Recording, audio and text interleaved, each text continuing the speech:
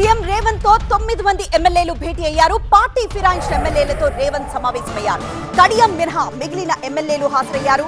ఇప్పటికే ఎమ్మెల్యేలకు నోటీసులు ఇచ్చారు స్పీకర్ కు ఆ నోటీసులపై సమాధానం ఇచ్చారు ఒకరిద్దరు ఎమ్మెల్యేలు.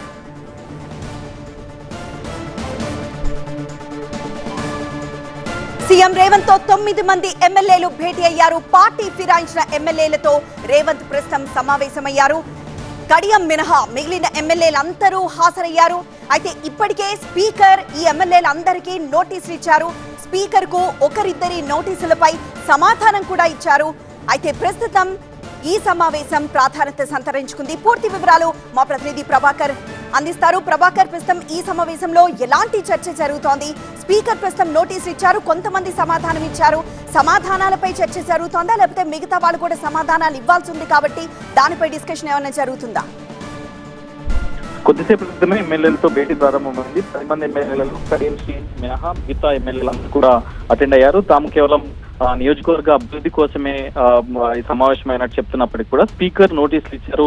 సుప్రీంకోర్టు ఆర్డర్స్ ఉన్నాయి కాబట్టి దానికి రిప్లై ఏ విధంగా ఇవ్వాలి, లెజిస్లేషన్ సంబంధించి ఎలా దాన్ని సాటిస్ఫై చేయాలి అనే యాంగిల్లోనే ఈ సమావేశం జరుగుతున్నట్టుగా తెలుస్తుంది. ఒకవేళ అనర్హత వేటు పడే అంశాలపై న్యాయ సలహా తీసుకుంటే ఎట్లా ఉంటుంది, ఈ అంశాలపైనే ప్రధానంగా డిస్కస్ చేస్తున్నట్టు తెలుస్తుంది. దీనికి సుప్రీంకోర్టుకు సంబంధించిన న్యాయ నిపుణులు అట్లాగే అడ్వకేట్ జనరల్ ఒక అభిప్రాయానికి వచ్చినట్టుగా తెలుస్తుంది. దాంతో పాటుగా ఇప్పుడు ఉన్న దాంట్లో కాంప్లికేటెడ్ ఇష్యూగా ఉన్న దానం నాగేందర్ ఖైరతాబాద్ ఎమ్మెల్యేగా ఉండి బీఆర్ఎస్ నుంచి కాంగ్రెస్ పార్టీలో జాయిన్ అయిన తర్వాత మల్కాజ్గిరి ఎంపీగా పోటీ చేశారు. సో సికింద్రాబాద్ ఎంపీగా పోటీ చేశారు. దానికి సంబంధించి అంటే ఆ ఇష్యూ అంత కాంప్లికేటెడ్ గా ఉంది. డైరెక్ట్ గా బీఫామ్ తీసుకుని కండువా వేసుకుని ఒక పార్టీ అభ్యర్థిగా పోటీ చేయడం డెఫినెట్ గా డిఫెక్షన్ వస్తుంది అనే ఆలోచనలో ఉన్న నేపథ్యంలో వారితో రాజీనామా చేయించాలనే ఆలోచన మొదటి నుంచి కూడా పార్టీలో ప్రచారం జరుగుతుంది. సో దీనికి సంబంధించి రాజీనామా చేపిస్తే ఎలా ఉంటుంది అనే అంశాన్ని కూడా పరిశీలిస్తున్నారు. సో సీఎం దీనికి సంబంధించి పూర్తి స్థాయిలో వివరాలు తెలుసుకుంటున్నారు. ఇంతకు ముందు రిప్లై ఇచ్చిన ఎమ్మెల్యేలు ఎవరైతే ఉన్నారో వారికి సంబంధించి ఎలాంటి రిప్లై ఇచ్చారు, దానికి మళ్ళీ ఇంకేదన్నా యాడ్ చేయాల్సి ఉంటుందా, ఇప్పుడు ఇవ్వాల్సిన ఎమ్మెల్యేస్ ఎలాంటి రిప్లైస్ ఇవ్వాలి, ఎలాంటి పరిస్థితులలో పార్టీలో జాయిన్ అయినాము అనేది చెప్పాలి అనే దానిపైన కూడా ప్రధానంగా చర్చ జరుగుతుంది. ఇక్కడ 2 అంశాలు ఉన్నాయి. ఎమ్మెల్యేలు చాలా మంది వాళ్ళు ఇంకా అగ్రీ చేయట్లేదు ఏ పార్టీలోకి, కాంగ్రెస్ పార్టీలో జాయిన్ అయినామా అనేది. ఇప్పటికే గద్వాల ఎమ్మెల్యే కృష్ణమోహన్ రెడ్డి నేను కాంగ్రెస్ పార్టీలో లేను, బీఆర్ఎస్ పార్టీలో మాత్రమే ఉన్నాను, నేను ఏ పార్టీలో జాయిన్ కాలేదు అని చెప్తున్నారు. అటు కడియం శ్రీగారు కూడా చాలా సందర్భాల్లో చెప్పారు ఏ పార్టీలో ఉండాలో ఆ పార్టీలోనే ఉన్నాను అని TV9 తో కూడా గతంలో కామెంట్ చేశారు. సో ఇట్లాంటి కాంట్రడిక్షన్ ఉన్న నేపథ్యంలో సో ఇట్లాంటి నిర్ణయం తీసుకోవాలి. రేవంత్ వ్యూహం ఎలా ఉండబోతుందంటారు ప్రభాకర్?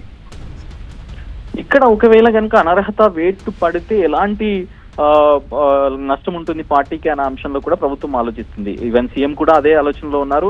సో అనర్హత వేటు పడకుండా ఉండడానికి అవసరమైతే రాజీనామా చేయించాలా, లేకపోతే ఇచ్చే రిప్లై కొంత స్ట్రాంగ్ గా ఇవ్వాలా, ఎలా ఉంటుంది? గతంలో ఎల్పీని బీఆర్ఎస్ పార్టీ విలీనం చేసింది. గతంలో కూడా చాలా వరకు బీఆర్ఎస్ పార్టీ విలీనం చేసుకున్న నేపథ్యంలో సో అప్పుడు ఎలాంటి రూల్స్ ఫాలో అయ్యారు, అసెంబ్లీ రూల్స్ ఏం చెప్పాయి అనే దాన్ని కూడా పూర్తి స్థాయిలో పరిశీలిస్తున్నారు. సో మొత్తం మీదుగా అయితే ఇక్కడ ఎమ్మెల్యేల అనర్హతకు సంబంధించి స్పీకర్ కు రిప్లై ఇవ్వడంతో పాటుగా ఆ రిప్లై సాటిస్ఫై గా ఉండాలి అనే దానిపైనే ఎక్కువగా కసరత్తు చేస్తున్నారు. సో దానిలో భాగంగానే అవసరమైతే ఎమ్మెల్యేలతో కొంతమంది ఎమ్మెల్యేలు ఎవరైతే పార్టీ మారినామని స్టిక్ అని ఉన్నారో ఇప్పుడు బందకృష్ణ మోహన్ రెడ్డి లాగా కన్ఫ్యూజన్ కామెంట్స్ కాకుండా, కన్ఫ్యూజన్ స్టాండ్స్ కాకుండా ఎవరైతే పార్టీ మారినామని క్లియర్ గా ఉన్నారో వారితో అవసరమైతే కాన్ఫిడెన్స్ తో ఉంటే రాజీనామా చేయించాలనే ప్రచారం కూడా జరిగిన నేపథ్యంలో వీటన్నిటిని కూడా సీఎం డిస్కస్ చేస్తున్నారు. ఎస్ ప్రభాకర్.